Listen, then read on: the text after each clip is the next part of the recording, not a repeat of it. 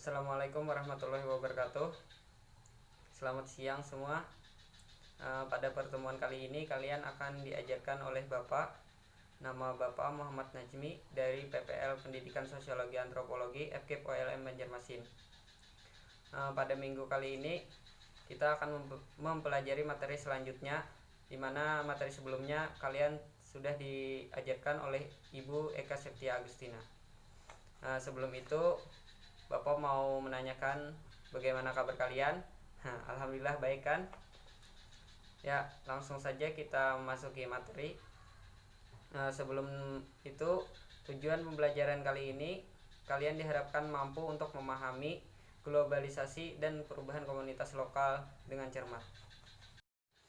Ya, memasuki materi yang pertama, yaitu cara mengatasi permasalahan sosial sebagai akibat dari perubahan sosial. Untuk mengatasi permasalahan sosial sebagai akibat dari perubahan sosial, tentunya kita perlu mengetahui dulu inti dari permasalahan itu sendiri. Salah satu permasalahan di sini adalah yang paling inti, yaitu memudarnya jati diri bangsa. Nah, seperti bangsa Indonesia, jati diri mereka banyak memudar karena jati diri mereka mengacu kepada jati diri global, di mana menghilangkan jati diri budaya yang ada di sekitar mereka dan membuat perubahan sosial di dalamnya. Nah, memudarnya jati diri bangsa itu dikarenakan benturan kontradiktif yang menyebabkan banyak sekali perubahan. Kontradiktif artinya bertentangan, di mana budaya yang masuk itu bertentangan dengan budaya yang ada, maka akan menyebabkan berbagai macam perubahan pada jati diri bangsa. Contohnya seperti ini: masuknya budaya sekuler ke dalam pola kehidupan bangsa yang religius dan spiritual. Nah, budaya sekuler itu adalah institusi atau badan negara yang memisahkan dari agama, tidak berlandaskan lagi akan agama. Misalkan dalam bangsa Indonesia, pola kehidupan bangsa yang itu religius dan spiritual. Nah, karena masuknya budaya sekuler dapat mengakibatkan pola hidup yang egoistik, materialis, dan liberalis. Nah, itu sangat memudarkan jati diri bangsa yang sudah ada sejak dulu.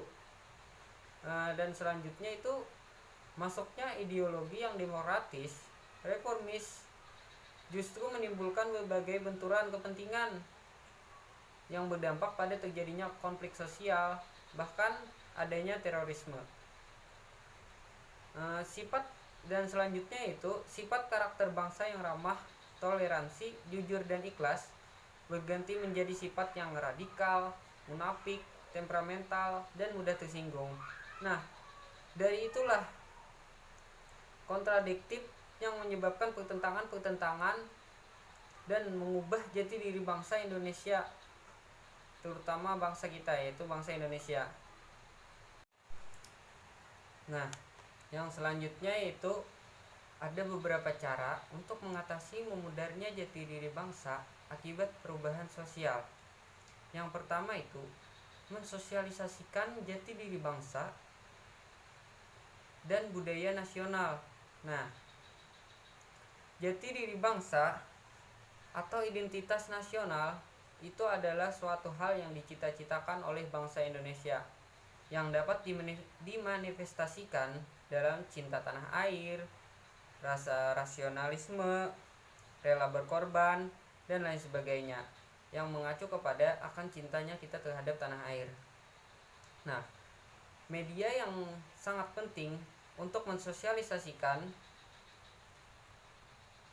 jati diri bangsa kepada anak-anak sekarang ini adalah seperti halnya keluarga. Orang tua sangat berperan penting dalam mendidik anaknya, dalam menanamkan jati diri bangsa pada anak-anaknya. Tak luput pula itu agama, pendidikan, dan lain-lain. Nah, yang kedua itu memiliki loyalitas terhadap NKRI. Nah, memiliki loyalitas terhadap NKRI ini sangat penting dimiliki oleh bangsa Indonesia, dimana kita akan kembali lagi kepada cita-cita kemerdekaan Indonesia 17 Agustus 1945, yang dimana kita harus bersama dan harus bersatu dalam menghadapi berbagai ancaman yang terjadi dari luar maupun dari dalam negeri, dimana kita harus saling bahu-membahu dalam membangun dan menjaga NKRI ini. Yang ketiga itu memiliki komitmen yang tinggi untuk pelestarian unsur dan nilai sosial. Nah, perubahan sosial itu sudah memasuki berbagai daerah-daerah yang memiliki unsur budaya dan nilai sosial yang sudah erat ada di dalam masyarakat tersebut. Tetapi karena globalisasi yang menyebabkan perubahan sosial mengakibatkan banyak sekali gaya hidup dari masyarakat yang berbudaya itu berubah, dimana banyak sekali lifestyle yang ada pada diri mereka itu berubah. Dari itu sebenarnya komitmen dari masyarakat itu sendiri untuk mempertahankan budaya dari masuknya budaya luar yang dapat merubah jati diri bangsa mereka atau jati diri mereka, sebenarnya itu sangat penting.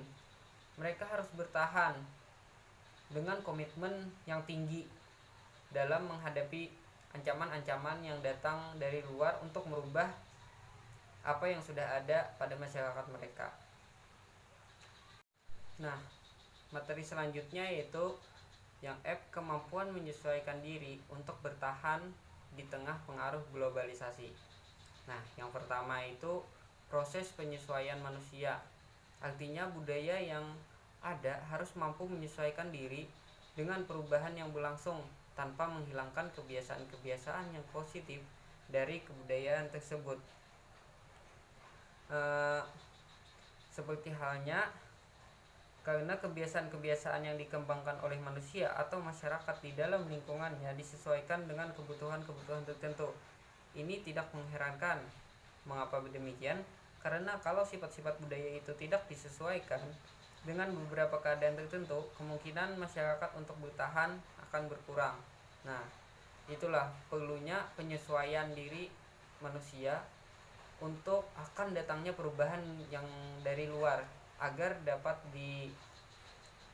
disaring mana yang baik dan mana yang buruk, supaya dapat menyesuaikan dengan apa yang sudah ada pada lingkungan masyarakat tersebut. Nah, yang selanjutnya yaitu yang kedua, kecenderungan masyarakat untuk bertahan. Keberadaan unsur-unsur budaya yang selama ini dijadikan pedoman hidup bagi masyarakat akan memiliki kecenderungan untuk bertahan dari pengaruh perubahan yang ada.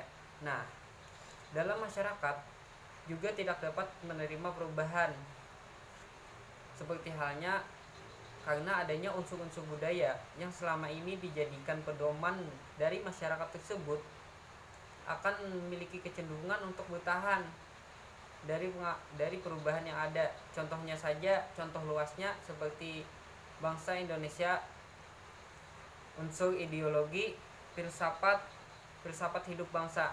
Nah, di mana hal tersebut tidak dapat dirubah karena Indonesia berlandaskan akan nasional, yaitu Pancasila. Nah, contoh kecilnya di masyarakat yaitu misalkan seorang anak dari kecil sudah di lingkungan masyarakatnya tersebut sudah sejak kecil itu makan makanan pokok yaitu nasi.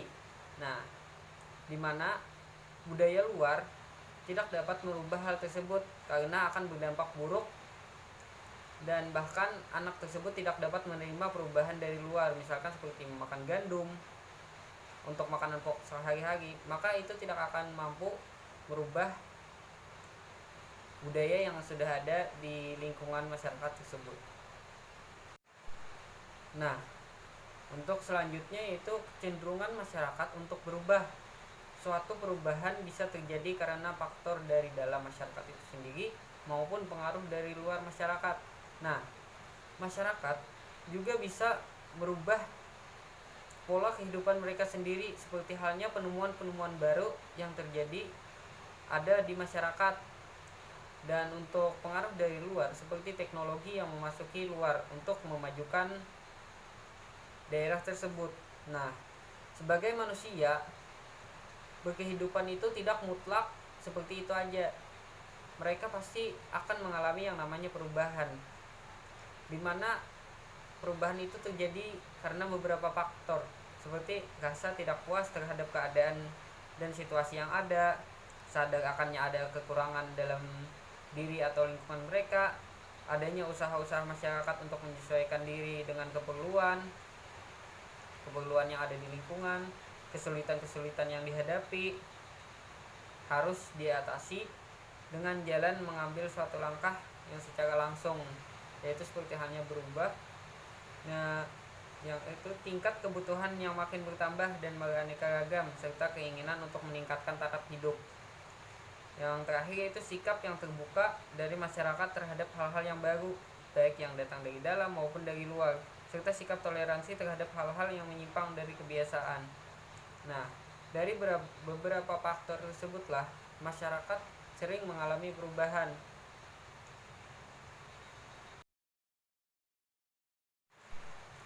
Nah, itu tadi yang dapat Bapak sampaikan kepada kalian. Bapak mohon maaf kalau Bapak masih canggung atau ada kata-kata yang kurang jelas dan untuk sulit dipahami. Nanti kalian bisa tanyakan aja lewat Google Classroom. Nanti Bapak akan memberikan tugas kepada kalian tentang materi ini sebagai nilai nanti. Oke, terima kasih. Assalamualaikum warahmatullahi wabarakatuh.